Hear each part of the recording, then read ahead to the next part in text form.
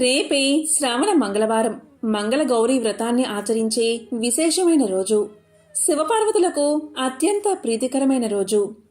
ఈ రోజు మీరు ఏమీ చేయకపోయినా పసుపుతో ఈ ఒక్కటి చేస్తే చాలు, జన్మల పాపాలు తొలగిపోతాయి, గౌరీదేవి అనుగ్రహం కలుగుతుంది. మీ భర్త నిండు నూరేళ్లు ఆరోగ్యంగా జీవిస్తారు. ఇక మీ ఇంట్లో డబ్బే డబ్బు. మరి ఎంతో విశేషమైన శ్రావణ మంగళవారం రోజు పసుపుతో ఏం చెయ్యాలో ఇప్పుడు ఈ వీడియోలో తెలుసుకుందాం. శ్రావణ మాసము అంటే శివ పార్వతులకు, అదేవిధంగా లక్ష్మీనారాయణలకు ప్రీతికరమైన మాసం. శ్రావణ మాసంలోని శ్రావణ సోమవారం, శ్రావణ మంగళవారం, శ్రావణ గురువారం, శ్రావణ శుక్రవారాల్లో శివ పార్వతులను లక్ష్మీనారాయణలు పూజిస్తే విశేషమైన పుణ్యఫలం లభిస్తుంది. ఎంతో విశేషమైన శ్రావణ మంగళవారం రోజు గౌరీదేవిని పూజిస్తే దీర్ఘ సుమంగళ యోగం కలుగుతుంది. ఇక ఈరోజు మీరు ఉదయం నిద్ర లేచిన వెంటనే పూజా గదిని, ఇంటిని శుభ్రం చేసుకోండి. మీ ఇంట్లో పూజా మందిరంలో తమలపాకులో ఒక పసుపు ముద్దను ఉంచండి. అంటే పసుపులో కొంచెం నీరు కలిపి ముద్దగా చేసి ఆ పసుపు ముద్దను గౌరమ్మగా భావించండి. ఆ గౌరమ్మను తమలపాకులో పెట్టి మీ ఇంట్లో పూజా గదిలో ఈ తమలపాకు మీద ఉన్న గౌరమ్మను పెట్టండి. అమ్మవారిని పెట్టి ఓం శ్రీ గౌరీదేవ్యై నమః, ఓం శ్రీ గౌరీదేవ్యై నమః అనే మంత్రాన్ని చదువుకోండి. అదేవిధంగా ఈరోజు శివపార్వతుల చిత్రపటాన్ని కూడా పూజా మందిరంలో ఉంచండి. ఆ శివపార్వతుల చిత్రపటానికి కూడా రకరకాల పుష్పాలతో పూజ చెయ్యండి. ఇక ఈరోజు పూజ చేసే సమయంలో ప్రమిదలో ఆవు నెయ్యి పోసి 3 వత్తులు విడివిడిగా వేసి దీపారాధన చెయ్యండి. మట్టి ప్రమిదలో లేకపోతే కుందుల్లో అయినా ఇలా దీపారాధన చెయ్యవచ్చు. ఈరోజు గౌరీదేవికి గులాబీ పువ్వులు సమర్పించండి. శివపార్వతుల చిత్రపటం దగ్గర ఈరోజు ఒక్క గులాబీ పువ్వు ఉంచినా చాలు, అమ్మవారు ఎంతో సంతోషించి మిమ్మల్ని దీవిస్తారు. అలాగే అమ్మకు అంటే గౌరమ్మకు అరటిపండు ముక్కలు అంటే చాలా ఇష్టం. కాబట్టి ఈరోజు మర్చిపోకుండా అరటిపండు ముక్కలను నైవేద్యంగా సమర్పించండి. తరువాత కర్పూర హారతి ఇవ్వండి. ఇక గౌరీదేవికి ఇష్టమైన వాయనం, తాంబూలం. ఈరోజు అంటే శ్రావణ మంగళవారం ఎవరికైనా ముత్తైదువులకు పసుపు, కుంకుమ, పూలు, పళ్ళు, జాకెట్టు ముక్కను తాంబూలంతో సహా వాయనమిస్తే అమ్మవారి అనుగ్రహం వల్ల కుటుంబంలో అష్టైశ్వర్యాలు, భోగభాగ్యాలు కలుగుతాయి. పెళ్లికాని అమ్మాయిలు ఎవరికైనా సరే శ్రావణ మంగళవారం రోజు రుబ్బిన గోరింటాకును తమలపాకులో ఉంచి 10 సంవత్సరాలలోపు అమ్మాయిలకి ఆ గోరింటాకు ఇవ్వండి. ఇలా శ్రావణ మాసంలోని 4 మంగళవారాలు రుబ్బిన గోరింటాకును తమలపాకులో ఉంచి చిన్నపిల్లలకి ఇచ్చినట్లయితే మనసుకు నచ్చిన వ్యక్తితో వివాహం జరుగుతుంది. పెళ్లికాని అమ్మాయిలు ఎవరైనా సరే శ్రావణ మంగళవారం రోజు ఇలా చేస్తే అనుకూలమైన భర్త, మంచి మనసు ఉన్న భర్త లభిస్తారు. ఇక శ్రావణ మంగళవారం రోజు సాయంత్రం అంటే సూర్యుడు అస్తమించిన తర్వాత సాంబ్రాణి ధూపాన్ని వెలిగించి మొదటిగా దేవుడికి చూపించిన తర్వాత ఆ పొగను ఇంట్లో మొత్తం చూపించండి. మీ ప్రధాన ద్వారానికి, గడపకు చూపించండి. ఇలా శ్రావణ మంగళవారం రోజు ఎవరైతే చేస్తారో ఆ ఇంట్లో లక్ష్మీదేవి కొలువై ఉంటుంది. అంతేకాదు ఈరోజు ఇలా చేస్తే మీ ఇంట్లో ఉండే నెగిటివ్ ఎనర్జీ మొత్తం పోయి పాజిటివ్ ఎనర్జీ చేకూరుతుంది. ఈ ఇంట్లో వారికి దిష్టి, ఇంటికి దిష్టి, నరదిష్టి, నరపీడ తొలగిపోతాయి. ఇక ఎంతో పవిత్రమైన ఈ రోజు అంటే శ్రావణ మంగళవారం రోజు పొరపాటున కూడా మాంసాహారం తినకూడదు. ఈరోజు మాంసం కూర తింటే ఆ ఇంటికి పరమ దరిద్రాన్ని కలిగిస్తుంది. శ్రావణ మంగళవారం రోజు పవిత్రంగా ఉండి లక్ష్మీదేవిని, గౌరీదేవిని భక్తితో పూజించాలి. హిందువులకు అత్యంత పవిత్రమైన మాసం శ్రావణ మాసం. ఈ మాసంలో లక్ష్మీదేవి ఆరాధన ఎంతో పవిత్రమైనది. శ్రావణ మాసము అంటే లక్ష్మీదేవికి ఎంతో ఇష్టమైన మాసం. ఈ మాసంలో అమ్మవారి అనుగ్రహాన్ని పొందాలి అంటే మంగళవారం, శుక్రవారాల్లో అత్యంత భక్తి శ్రద్ధలతో లక్ష్మీదేవిని పూజించాలి. శ్రావణ మాసంలో మంగళవారం విశేషమైన రోజుగా భావించి హిందువులు లక్ష్మీదేవిని పూజిస్తారు. అదేవిధంగా ఈ మాసంలో మంగళవారం రోజు మహిళలు మంగళగౌరి వ్రతాన్ని చేస్తారు. మంగళగౌరి వ్రతాన్ని 5 సంవత్సరాలు చేసుకుని తర్వాత ఉద్యాపన ఇస్తారు. ఇలా ఎవరైతే ఈ వ్రతాన్ని చేస్తారో వారికి సకల సౌభాగ్యాలు ప్రాప్తిస్తాయి. సకల శుభాలు కలిగేలా గౌరీదేవి దీవిస్తుంది. మంగళవారము అంటే లక్ష్మీదేవికి ఎంతో ప్రీతికరమైన రోజు. అందున విష్ణుమూర్తి జన్మ నక్షత్రం శ్రవణ నక్షత్రం. కాబట్టి శ్రావణ మాసం అంటే లక్ష్మీదేవికి ఎంతో ఇష్టమైన మాసం. శ్రావణ మాసం లక్ష్మీదేవికి ఎంతో ప్రీతికరమైనది. కాబట్టి ఈ మాసంలో ఎవరైతే భక్తి శ్రద్ధలతో లక్ష్మీదేవిని ఆరాధిస్తారో అప్పుడు లక్ష్మీదేవి సంతృప్తి చెంది అలాంటి వారికి సకల ఐశ్వర్యాలు ప్రసాదిస్తుంది. లక్ష్మీదేవికి ఇష్టమైన మంగళవారం రోజు శ్రీ మహాలక్ష్మి మంత్రం జపిస్తే ఇంట్లోని దారిద్ర్యం తొలగి సకల ఐశ్వర్యాలు చేకూరతాయి. ఆ మంత్రమేంటో ఇప్పుడు తెలుసుకుందాం. ఓం శ్రీం హ్రీం శ్రీం కమలే కమలాలయే ప్రసీద ప్రసీద. శ్రీం హ్రీం శ్రీం మహాలక్ష్మై నమః. ఓం శ్రీం హ్రీం శ్రీం కమలే కమలాలయే ప్రసీద ప్రసీద. శ్రీం హ్రీం శ్రీం మహాలక్ష్మీ నమః. ఈ మంత్రాన్ని మంగళవారం జపించిన వారికి దరిద్రం తొలగి వ్యాపారంలో లాభాలు వస్తాయి. చదువుల్లో దూసుకుపోతారు. ఈ మంత్రం పెళ్లైన ఆడవారు జపిస్తే సౌభాగ్యం కలుగుతుంది. అలాంటి వారిని అమ్మవారు దీవిస్తుంది. సర్వసుఖాలు కలిగేలా లక్ష్మీదేవి దీవిస్తుంది.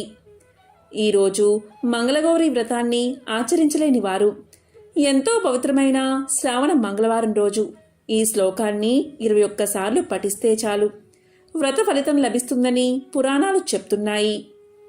మరి ఏ మంత్రాన్ని పఠిస్తే శ్రావణ మంగళగౌరి వ్రతం చేసిన ఫలితం దక్కుతుందో ఆ మంత్రమేంటో ఇప్పుడు తెలుసుకుందాం.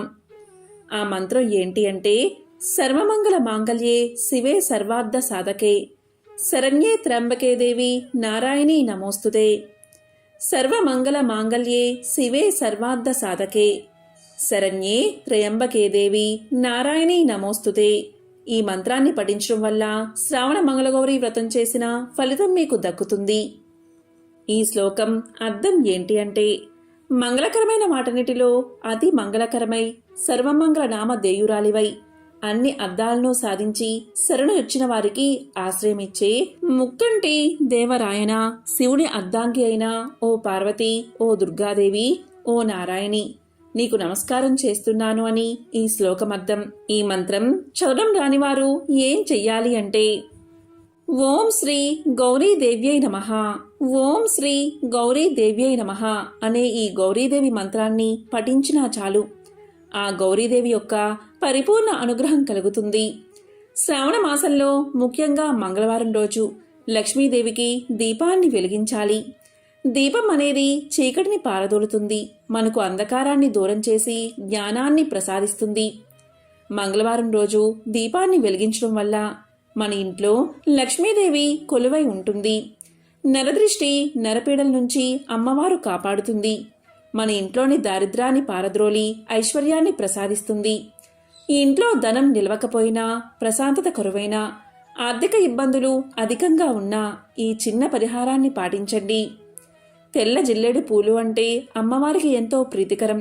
శ్రావణ మాసంలో మంగళవారం, శుక్రవారాలలో లక్ష్మీదేవిని తెల్ల జిల్లేడు పూలతో ఎవరైతే పూజిస్తారో అలాంటి వారిని లక్ష్మీదేవి త్వరగా అనుగ్రహిస్తుంది.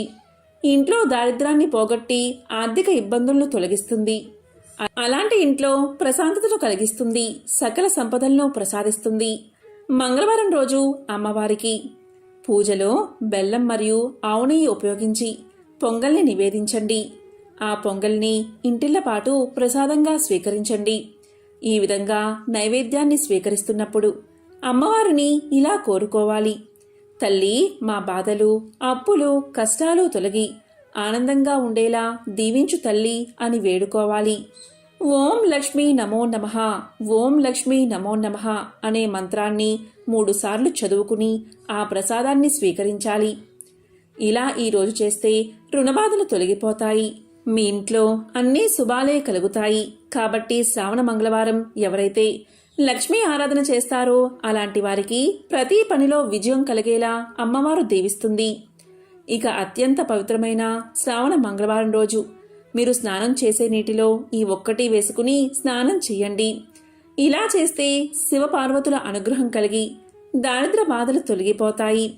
శ్రావణ మంగళగౌరీదేవి మిమ్మల్ని దీవిస్తుంది.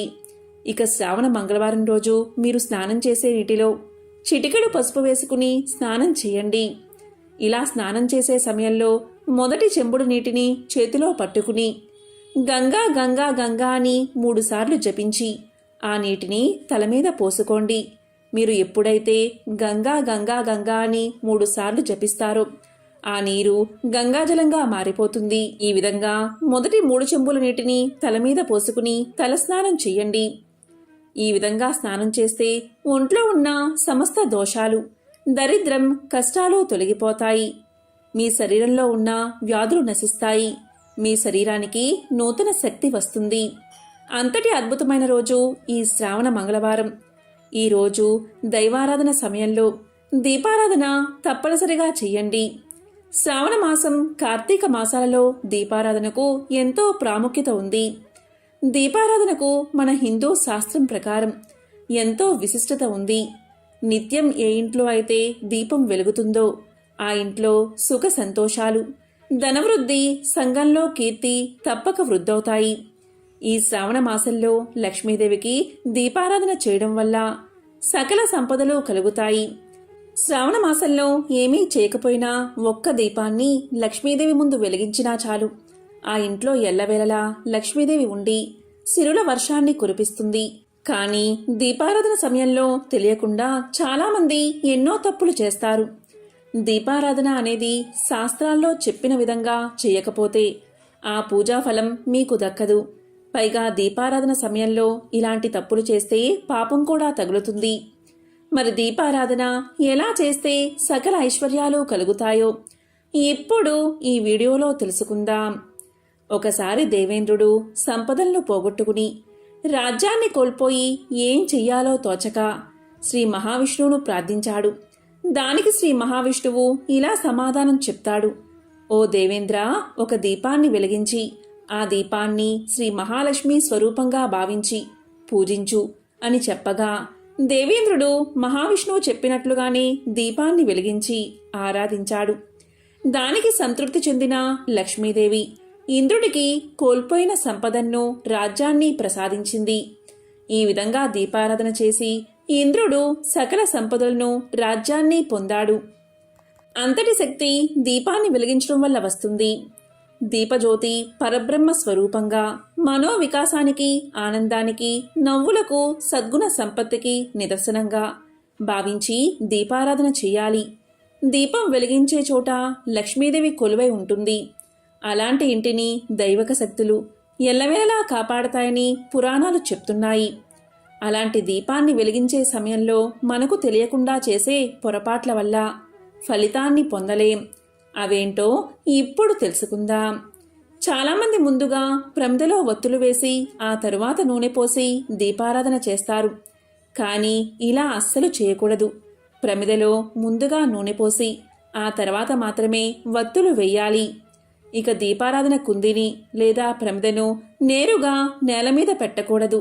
ప్రమిద కింద ముగ్గు కానీ, ప్లేటు కానీ, ఆకు కానీ అంటే తమలపాకు కానీ, రావ్యాకు కానీ ఉంచాలి.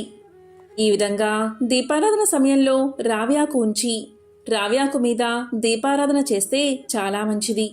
ఇలా దీపారాధన చేసే సమయంలో ఇత్తడి, మట్టి కుందులు చాలా శ్రేష్టం. కానీ స్టీలు కుందుల్లో దీపారాధన అస్సలు చేయకూడదు.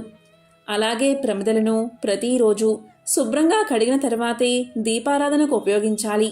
అలా కాకుండా శుభ్రపరచకుండా కేవలం వత్తులను మార్చడం చేయకూడదు.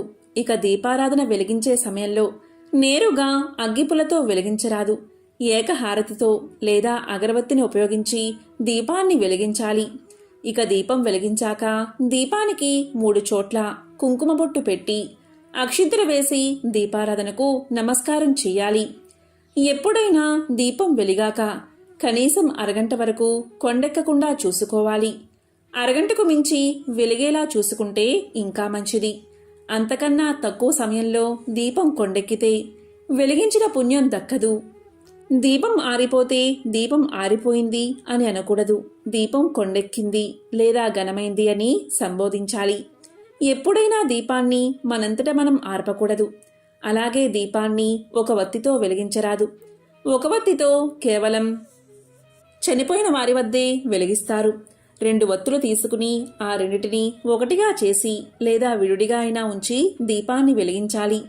ఎప్పుడైనా మీరు గమనించకుండా దీపం కొండెక్కితే ఓం నమశివాయ ఓం నమశివాయ అనే పంచాక్షరి మంత్రాన్ని 108 సార్లు జపించి మళ్లీ దీపాన్ని వెలిగించవచ్చు.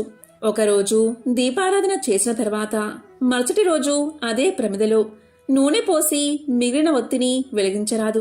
ఇలా చేస్తే మహాపాపం. ఇలా అస్సలు చేయకూడదు. ప్రతిరోజు ఒత్తిని తప్పకుండా మార్చాలి.